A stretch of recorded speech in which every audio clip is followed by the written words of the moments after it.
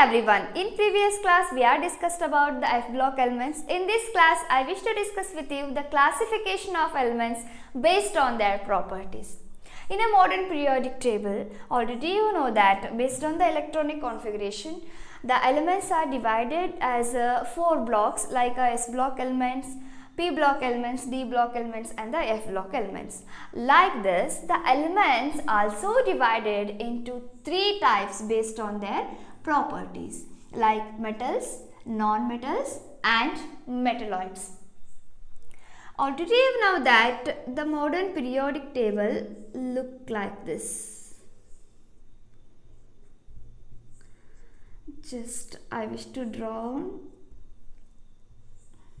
outline of this periodic table.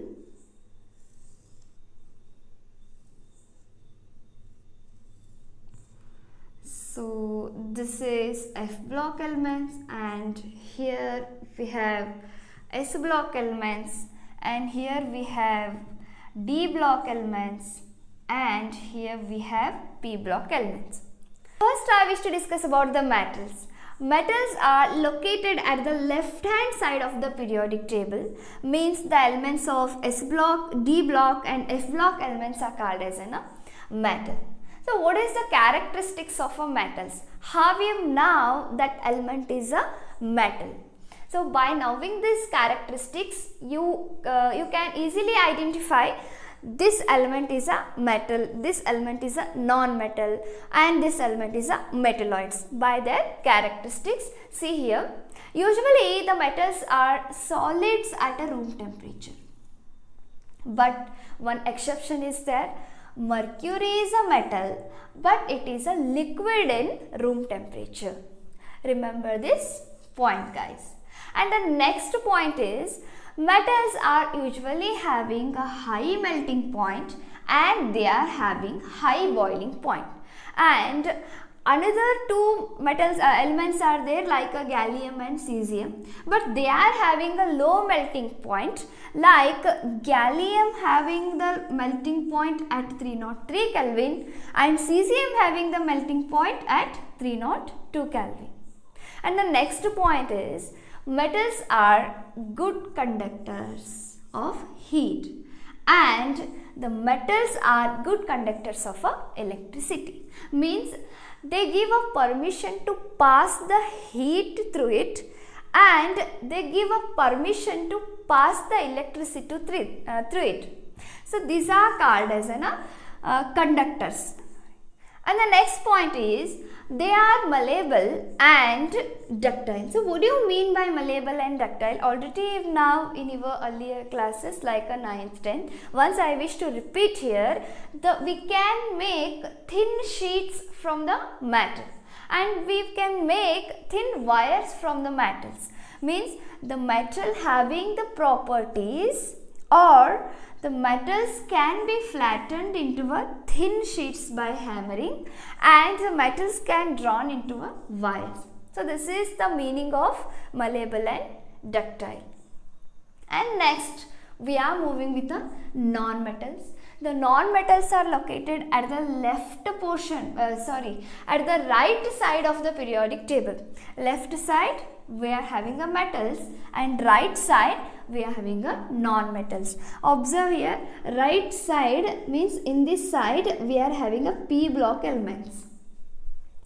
So at the P block elements or at the right hand side of the periodic table, the non-metals are located and the non-metals are usually solids or gases at room temperature. Just observe the difference between the metals and non-metals, guys.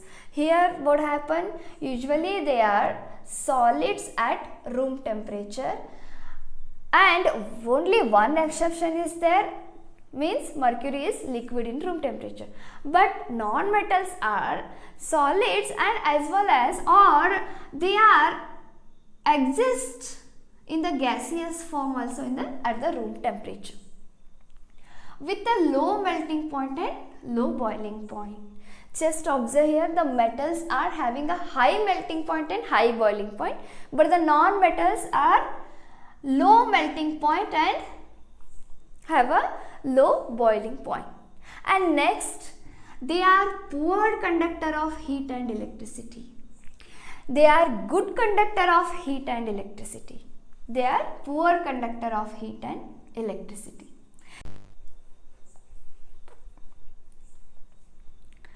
And non-metals are neither malleable nor ductile, means we can't make a thin sheet from the non-metal and we can't make thin wire from the non-metal. So they are neither malleable nor ductile. And next, third one, metalloids, elements also classified as a metalloid. So what do you mean by the metalloids? Some elements like a silicon, germanium, arsenic, antimony and tellurium.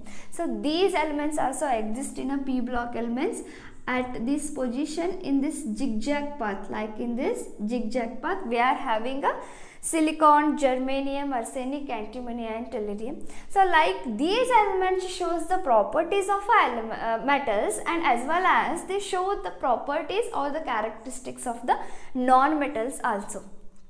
Just see here, this shows the properties, means that are characteristics of both the metals and the non-metals. So these are called as metalloids.